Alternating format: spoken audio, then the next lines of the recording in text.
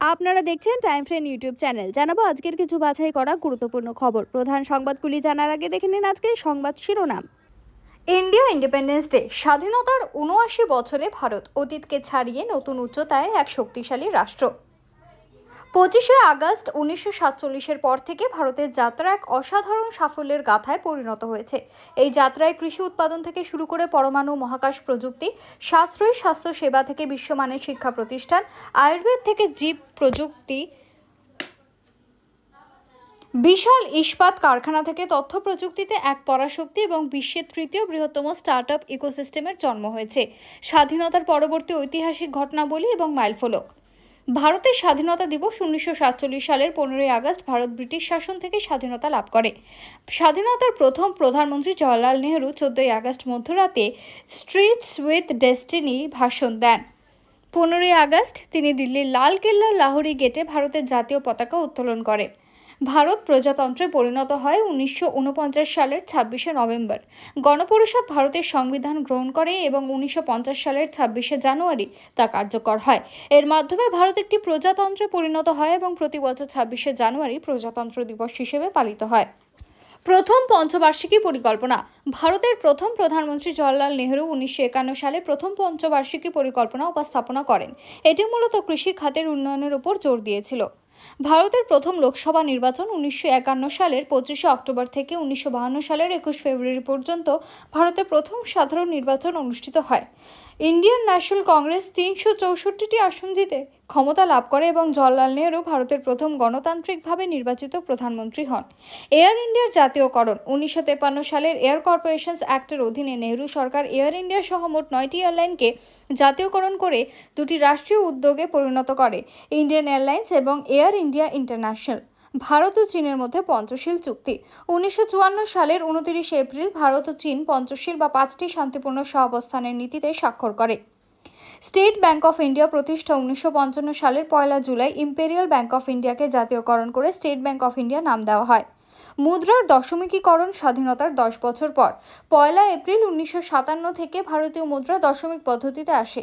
১ টাকার ১০০ ভাগ করে নতুন পয়সার প্রচলন হয়। সবুজ বিপ্লবের সূচনা। নরম্যান বোরলাগের নেতৃত্বে ১৯৬০-এর দশকে সবুজ বিপ্লব শুরু হয়। এটি উচ্চ ফলনশীল জাতের গম প্রবর্তন করে খাদ্য উৎপাদনে বিপ্লব ঘটায়। গোয়া মুক্তি। ১৯৬১ সালের ডিসেম্বরে ভারতীয় সশস্ত্র বাহিনীর সামরিক অভিযানের মাধ্যমে গোয়া, দামান ও দিউ পর্তুগিজ শাসন থেকে মুক্ত হয়। ভারত চীন যুদ্ধ। অক্টোবর-নভেম্বর ১৯৬২ সালে হিমালয়ের বিতর্কিত সীমান্ত নিয়ে ভারত ও চীনের মধ্যে যুদ্ধ হয়। ২০ নভেম্বর চীন যুদ্ধবিরতি ঘোষণা করে। ভারতের প্রথম রকেট উৎক্ষেপণ। ১৯৬৩ সালের ২১শে নভেম্বর কেরালার থুম্বা থেকে প্রথম সাউন্ডিং রকেট উৎক্ষেপণের মাধ্যমে ভারতের মহাকাশ কর্মসূচির সূচনা হয়। এই সাফল্যের পেছনে প্রধান অবদান ছিল ডক্টর বিক্রম সারাভাই এবং ডক্টর এপিজে আব্দুল কালামের। ভারত পাকিস্তান যুদ্ধ। জম্মু ও কাশ্মীরে পাকিস্তানের অপারেশন জিব্রাল্টারের প্রতিক্রিয়ায় ১৯৬৫ সালের এপ্রিল থেকে সেপ্টেম্বর মাস পর্যন্ত এই যুদ্ধ চলে। ইন্দিরা গান্ধী ভারতের প্রথম মহিলা প্রধানমন্ত্রী হন। ১৯৬৬ সালের জানুয়ারিতে লাল বাহাদুর শাস্ত্রীর আকস্মিক মৃত্যুর পর ইন্দিরা গান্ধী কংগ্রেস দলের নেতা নির্বাচিত হয়ে ভারতের প্রথম মহিলা প্রধানমন্ত্রী হন। ইসরোর গঠন। জাতীয় উন্নয়নে মহাকাশ প্রযুক্তি ব্যবহারের লক্ষ্যে ইন্ডিয়ান স্পেস রিসার্চ অর্গানাইজেশন ১৯৬৯ সালে গঠিত হয়। শ্বেত বিপ্লবের সূচনা।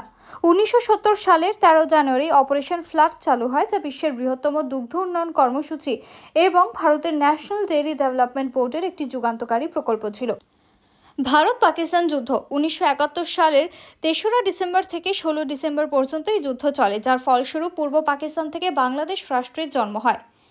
ভারতের ৭৯তম স্বাধীনতা দিবস উদযাপন। ইতিহাস, বর্তমান ও আগামীর তাৎপর্য। জরুরি অবস্থা জারি।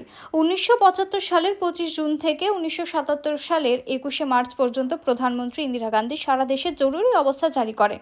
এই সময় নাগরিক স্বাধীনতা খর্ব করা হয় এবং রাজনৈতিক বিরোধীদের কারারুদ্ধ করা হয়। ভারতের রঙিন টেলিভিশনের সূচনা। ১৯৮২ সালে দূরদর্শন জাতীয় অনুষ্ঠান সম্প্রচার শুরু করে এবং একই বছর রঙিন টেলিভিশন চালু হয়।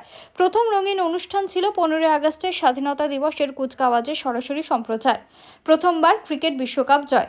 ২৫শে জুন ১৯৮৩ সালে লর্ডস স্টেডিয়ামে ওয়েস্ট ইন্ডিজকে পরাজিত করে ভারত। প্রথমবার ক্রিকেট বিশ্বকাপ জিতে যায়। ভারতের প্রথম ভূতল রেল পরিষেবা চালু। কলকাতা মেট্রো ভারতের প্রথম মেট্রো রেল পরিষেবা। এটি 1984 সালের 24 অক্টোবর চালু হয়েছিল, যা ভারতকে দক্ষিণ এশিয়ার প্রথম মেট্রো সিস্টেমের অধিকারী করে তোলে। এটি ছিল দেশের প্রথম ভূগর্ভস্থ মেট্রো পরিষেবা। গোয়া ভারতের পূর্ণাঙ্গ রাজ্য হয়। 30 মে 1987 সালে গোয়া ভারতের 25তম পূর্ণাঙ্গ রাজ্য হিসেবে মর্যাদা পায়। সেবি প্রতিষ্ঠা। Securities and exchange board of India 1988 সালের 12 এপ্রিল প্রতিষ্ঠিত হয়, যা ভারতের শেয়ার বাজারকে নিয়ন্ত্রণ করে। অগ্নি ক্ষেপণাস্ত্রের সফল উৎক্ষেপণ। 22 মে 1989 সালে অগ্নি-1 ক্ষেপণাস্ত্রের প্রথম সফল পরীক্ষা হয়। এটি পারমাণবিক এবং প্রচলিত উভয় ধরনের অস্ত্র বহন করতে সক্ষম ছিল। ভারতে অর্থনৈতিক উদারীকরণ। 1991 সালে গুরুতর অর্থনৈতিক সংকটের মুখে উদারীকরণ, বেসরকারীকরণ এবং বিশ্বায়নের নতুন অর্থনৈতিক নীতি গ্রহণ করা হয়। Delhi metro rail corporation limited প্রতিষ্ঠা। 3রা মে 1995 সালে Delhi metro rail corporation limited গঠিত হয়, যার উদ্দেশ্য ছিল দিল্লির জন্য বিশ্বমানের গণপরিবহন ব্যবস্থা তৈরি করা। পোখরান-2 পরীক্ষা 1998 সালের 11 এবং 13 মে পোখরান-2 নামে 5টি পারমাণবিক পরীক্ষা চালানো হয়। ডক্টর এপিজে আব্দুল কালাম এই প্রকল্পের প্রধান সমন্বয়কারী ছিলেন। কার্গিল যুদ্ধ। 1999 সালের মে থেকে জুলাই পর্যন্ত ভারত ও পাকিস্তানের মধ্যে কার্গিল যুদ্ধ হয়। 26 জুলাই ভারত অপারেশন বিজয়ের মাধ্যমে বিজয় ঘোষণা করে, যা এখন কার্গিল বিজয় দিবস নামে পালিত হয়। ঝাড়খণ্ড ভারতের 26তম রাজ্য হয়। 2000 সালের 15 নভেম্বর ঝাড়খণ্ড রাজ্য বিহারের 18টি জেলা নিয়ে গঠিত হয়। ভারতের প্রথম মহিলা রাষ্ট্রপতি। প্রতিভা পাতিল 2007 থেকে 2012 সাল পর্যন্ত ভারতের প্রথম মহিলা রাষ্ট্রপতি হিসেবে দায়িত্ব পালন করেন। চন্দ্রযান-1 উৎক্ষেপণ। 22 অক্টোবর 2008 সালে ইসরো কর্তৃক চন্দ্রযান-1 উৎক্ষেপণ করে, যা চাঁদের পৃষ্ঠে জল থাকার প্রমাণ দিয়েছিল। শিক্ষা মৌলিক অধিকার। 1 এপ্রিল 2010 সালে শিশুদের বিনামূল্যে বাধ্যতামূলক শিক্ষার অধিকার আইন কার্যকর হয়, যার ফলে 6 থেকে 14 বছর বয়সী শিশুদের জন্য শিক্ষা একটি মৌলিক অধিকার হিসেবে গণ্য হয়। প্রধানমন্ত্রী মোদীর নেতৃত্বে নীতি আয়োগ গঠন। পরিকল্পনা কমিশনের পরিবর্তে 2015 সালের 1 জানুয়ারি নীতি আয়োগ গঠিত হয়, যা অর্থনৈতিক উন্নয়নের জন্য একটি নীতি নির্ধারণী থিঙ্ক ট্যাঙ্ক হিসেবে কাজ করে। জিএসটি চালু।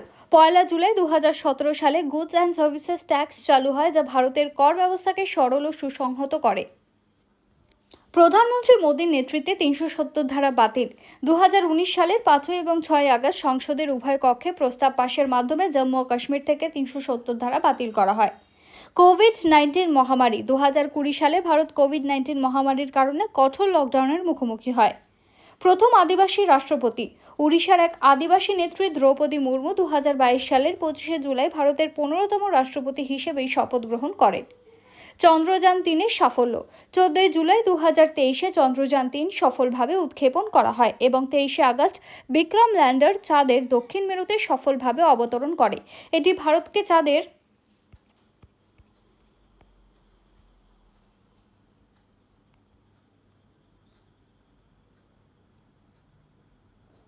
দক্ষিণ মেরুতে অবতরণকারী বিশ্বের প্রথম দেশ এবং চাঁদে সফলভাবে অবতরণকারী চতুর্থ দেশ হিসেবে প্রতিষ্ঠিত করে।